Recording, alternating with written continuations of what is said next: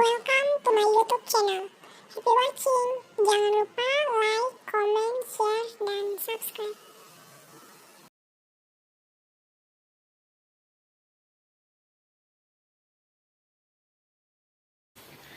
Hai teman-teman, salam sehat untuk kita semua. Perkenalkan, nama saya Elizabeth Agneta Soru dengan NIM 22132574, kelas A reguler 1. Saya menempuh pendidikan D3 Rekam Medis di Universitas Tia Malang. Pada video ini, saya memenuhi tugas anatomi fisiologi yang dibimbing oleh Bapak Hendri Didiharto. Pada kesempatan ini, saya akan mempresentasikan anatomi fisiologi sistem respirasi atau sistem pernafasan.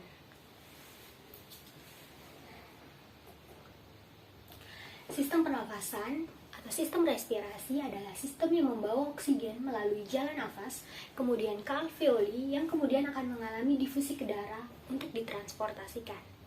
Adapun fungsi dari pernafasan yaitu yang pertama, mengambil oksigen yang kemudian dibawa oleh darah ke seluruh tubuh untuk mengadakan metabolisme. Yang kedua, mengeluarkan karbon dioksida yang terjadi sebagai sisa dari metabolisme kemudian dibawa oleh darah ke paru-paru untuk dibuang. Yang ketiga, untuk melembabkan udara. Struktur sistem pernafasan. Struktur pembentuk sistem pernafasan dibagi atas dua, struktur utama dan struktur pelengkap. Struktur utama terdiri dari saluran pernafasan atas, saluran pernafasan bawah, dan paru-paru.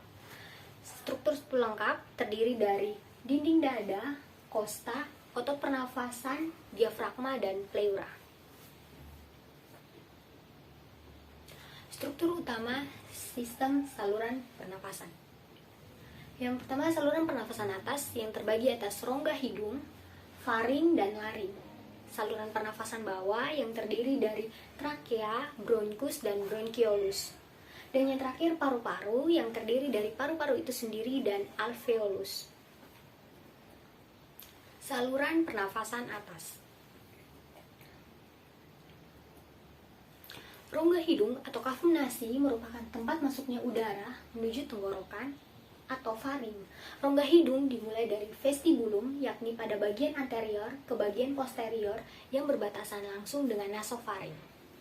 Rongga hidung terbagi atas dua bagian, yakni secara longitudinal oleh septum hidung dan secara transversal oleh konka superior, medialis, dan inferior. Rongga hidung terdiri dari yang pertama vestibulum yang dilapisi oleh sel submukosa sebagai proteksi, yang kedua rambut yang di dalam rongga hidung berperan sebagai penapis udara, yang ketiga konka, permukaan dinding lateral mengalami penebalan yang disebut konka. Konka berfungsi sebagai proteksi terhadap udara luar karena strukturnya berlapis. Yang keempat, sel silia yang berperan sebagai melemparkan benda asing keluar dalam usaha untuk membersihkan jalan nafas. Yang kelima, mukosa olfaktorius. Pada rongga hidung terdapat mukosa olfaktorius yang mengandung sel-sel penciuman dan terhubung dengan saraf atau nervus olfaktorius. Yang keenam, sinus atau paranasalis. Terdapat 4 rongga yang terhubung dengan rongga hidung yang disebut sinus paranasalis. Yang pertama, sinus frontalis di tengah dahi. Yang kedua, sinus ethmoidalis di antara mata. Yang ketiga, sinus phenoidalis di belakang rongga hidung. Dan yang terakhir, sinus maxillaris di tulang pipi. Keempat sinus di atas dilapisi oleh mukosa yang memproduksi lapisan lendir. Mukosa sinus merupakan lanjutan mukosa rongga hidung, sehingga radang pada rongga hidung dapat menjalar ke sinus atau yang biasa kita sebut dengan sinusitis. Fungsi hidung. Yang pertama sebagai jalan nafas, yang kedua pengatur udara, yang ketiga pengatur kelembapan udara atau humidifikasi, yang keempat pengatur suhu, yang kelima pelindung dan penyaring udara, yang keenam indera penciuman dan resonator suara. Yang kedua, faring. Faring adalah bagian belakang dari rongga hidung dan rongga mulut, berbentuk seperti tabung corong dan sebagai jalan udara dan makanan. merupakan tempat persimpangan antara jalan pernafasan dan jalan makanan, bagian di mana pemisah antara makanan dan udara terjadi, terdapat di dasar tenggorok, di belakang rongga hidung dan mulut, setelah depan ruas tulang leher. Fungsi faring yang pertama menyaring udara oleh rambut getar atau silia, yang kedua menyeimbangkan tekanan udara, yang ketiga tempat rangsangan bersin terjadi untuk mengeluarkan benda-benda asing.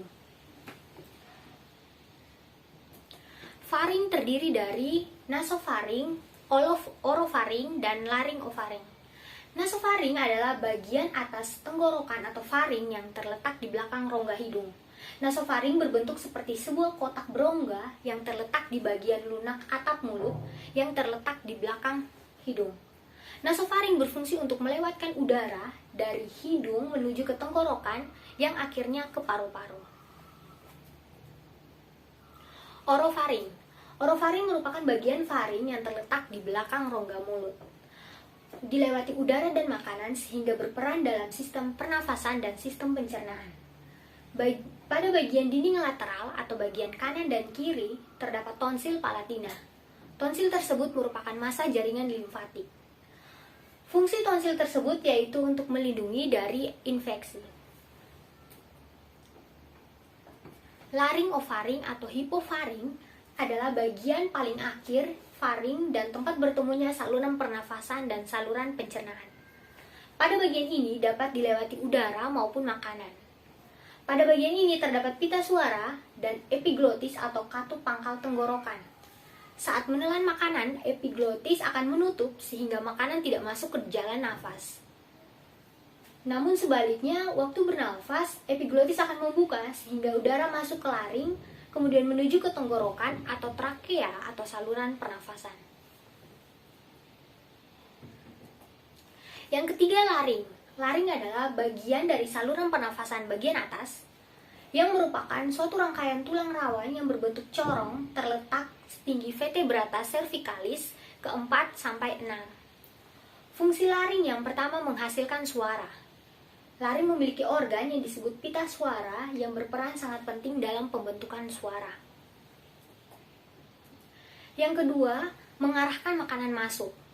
Laring juga berfungsi membantu mengarahkan makanan masuk ke esofagus. Saat makan, gerakan mundur lidah memaksa epiglotis untuk menutup glotis agar makanan tidak masuk ke paru-paru. Yang ketiga, melindungi saluran pernafasan. Di bagian pangkal laring terdapat epiglotis yang berfungsi sebagai katup pangkal tenggorokan. Fungsi dari katup pangkal tenggorokan yakni membuka dan menutup trakea. Yang keempat, sebagai penghubung faring dan trakea untuk menghubungkan faring dan trakea. Yang kelima, untuk respirasi. Selama proses pernafasan, beberapa bagian pita suara akan terbuka. Selanjutnya, saluran pernafasan bawah.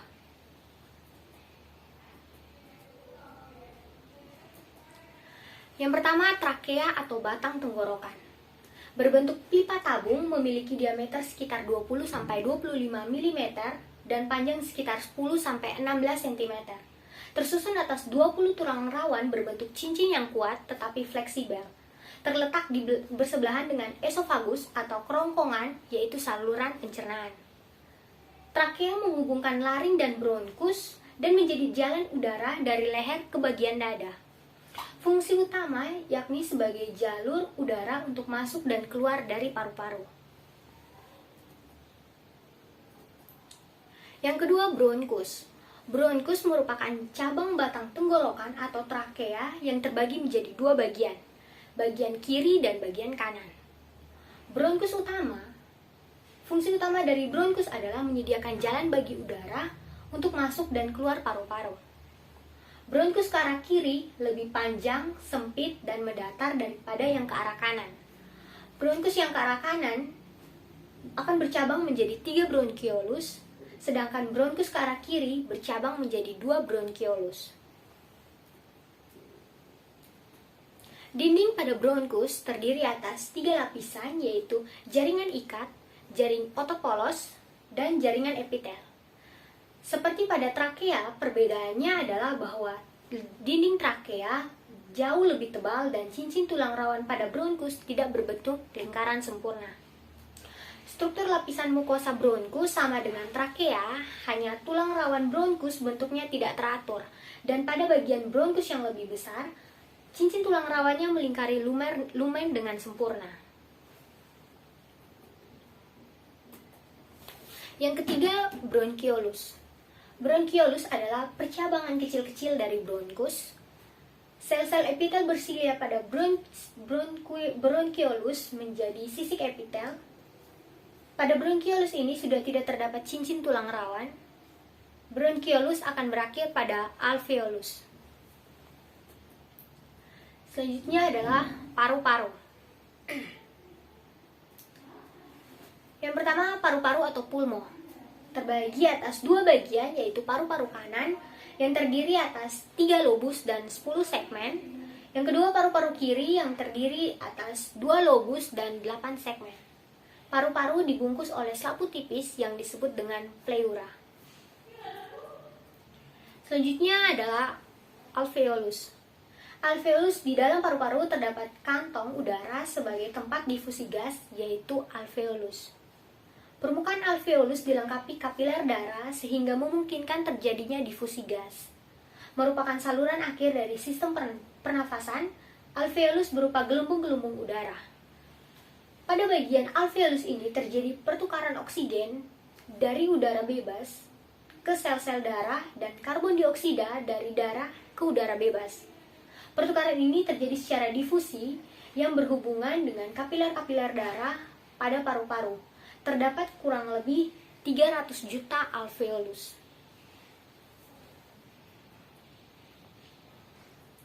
Selanjutnya adalah struktur pelengkap sistem pernafasan, yang terdiri dari dinding dada, kosta, otot pernafasan, diafragma, dan pleura. Yang pertama, dinding dada. Dinding dada adalah bidang yang terdiri dari otot dan tulang, yang terbagi atas 2 bagian, yaitu bagian atas berupa toraks intel dan bagian bawah berupa toraks outlet. Fungsi dinding dada yang pertama, untuk bernafas, dinding dada berekspansi ke arah superior, lateral, inferior, dibantu oleh otot pernafasan dan diafragma. Yang kedua, sebagai proteksi atau pelindung, yang berfungsi untuk melindungi jantung, paru-paru, fasa besar, abdomen atau perut, juga sebagian hepar, gaster, lien, ren, dan pankreas. Yang terakhir sebagai penghubung via toraks intel dan outlet. Selanjutnya ada kosta. Kosta disebut juga tulang rusuk atau iga, adalah tulang panjang melengkung dan membentuk rongga. Rusuk melindungi dada, jantung, paru-paru, hati, dan organ dalam lain di rongga dada. Tulang rusuk manusia terbagi atas 3 bagian. Yang pertama, 7 pasang tulang sejati atau iga sejati atau os costa vera. Adalah tulang rusuk yang secara langsung berartikulasi dengan tulang rawan costa. Yang kedua, 3 pasang tulang rusuk palsu atau iga tak sejati atau os costa spuria. Ada 3 pasang, terdiri dari tulang rusuk ke-8, ke-9, dan ke-10. Tulang rusuk palsu adalah tulang rusuk yang secara tidak langsung berartikulasi dengan tulang dada. Karena tulang rawan kosta mereka terhubung dengan tulang rawan kosta ke-7 oleh sendi costochondral.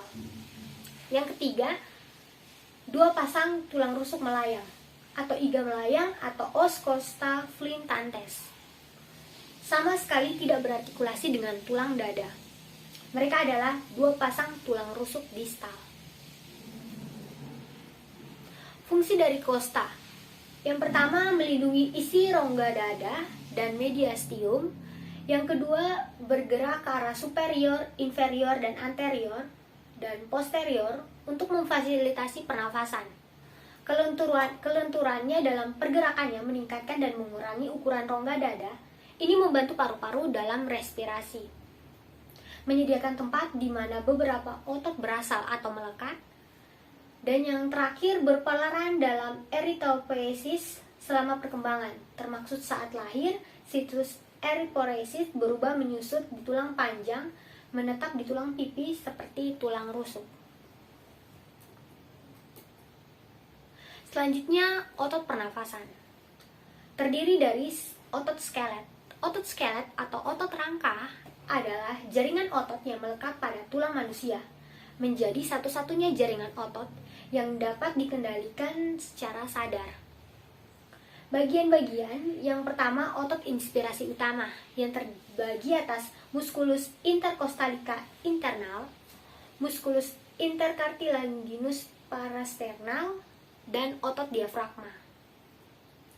Yang kedua, otot inspirasi tambahan atau otot bantu nafas yang terdiri dari musculus calenus anterior, musculus calenus medius, dan musculus calenus posterior. Yang ketiga, otot ekspirasi tambahan yang terdiri dari musculus intercosta interna, yang kedua musculus intercartilaginus parasterna, musculus rectus abdominis, dan yang terakhir musculus obligus abdominis externus. Fungsi otot pernafasan yang pertama menunjang pergerakan saat ekspirasi dan inspirasi, yang kedua menjaga postur tubuh, dan yang terakhir melindungi organ-organ sekitar. Selanjutnya diafragma. Diafragma adalah sekat otot berserat yang berbentuk seperti kubah. Permukaan atas diafragma berbentuk cembung, serta berbentuk cekung pada permukaan rongga perut. Karena terdiri dari jaringan otot, maka diafragma bisa melakukan kontraksi dan relaksasi. Diafragma disusun oleh otot lurik atau otot rangka, sehingga pergerakannya bisa kita sadari. Syaraf yang mengatur pergerakan diafragma disebut syaraf phrenicus. Diafragma memiliki beberapa lubang, fungsinya sebagai tempat lewatnya organ penting dari bagian dada ke bagian perut. 3 lubang utama yang ada pada diafragma, yang pertama ada lubang aortis, yang berperan adalah lubang yang dilewati oleh aorta. Yang kedua, lubang esofageal adalah lubang yang dilewati oleh esofagus. Dan yang terakhir, lubang cafal adalah lubang yang dilewati oleh vena cava inferior. Fungsi dari diafragma. Diafragma berfungsi untuk bernafas. Saat kalian menarik nafas, otot-otot pernafasan di rongga dada akan mengembang dan diafragma akan berkontraksi lebih besar. Lebih datar. Hal ini memudahkan oksigen atau udara bergerak menuju ke paru-paru karena adanya tekanan pada rongga dada yang turun mendadak. Sementara itu, saat menghembuskan nafas, diafragma akan mengendur sampai membuat ukuran paru-paru mengecil. Tekanan udara pada rongga dada pun meningkat dan udara akan mengalir keluar. Yang kedua, diafragma membantu saat bersin, muntah, buang air kecil, serta buang air besar. Caranya adalah dengan meningkatkan tekanan pada rongga perut. Fungsi diafragma lainnya yaitu mencegah terjadinya naiknya asam lambung ke kerongkongan atau reflux gastrovagal dengan menjaga tekanan pada kerongkongan. Yang terakhir adalah pleura. Pleura adalah membran tipis berlapis ganda yang melapisi paru-paru. Lapisan ini mengeluarkan cairan yang disebut dengan cairan serous yang berfungsi untuk melumasi bagian dalam rongga paru agar tidak mengiritasi paru saat mengembang dan berkontraksi saat bernafas. Fungsi pleura. Selaput tersebut berfungsi menjaga paru-paru dari gesekan saat mengembang dan mengempis. Berikut adalah jenis-jenis dari pleura. Yang pertama, pleura visceralis, yakni selaput bagian dalam. Yang kedua adalah pleura parientalis, yakni selaput bagian luar. Di antara selaput bagian dalam dan luar, di dalam rongga ada rongga berisi cairan pleura yang gunanya sebagai pelumas paru-paru. Dinding rongga pleura ini juga sifatnya permeabel terhadap air dan zat lain. Sekian dari presentasi, terima kasih atas perhatiannya. Jangan lupa like, comment, share, dan subscribe.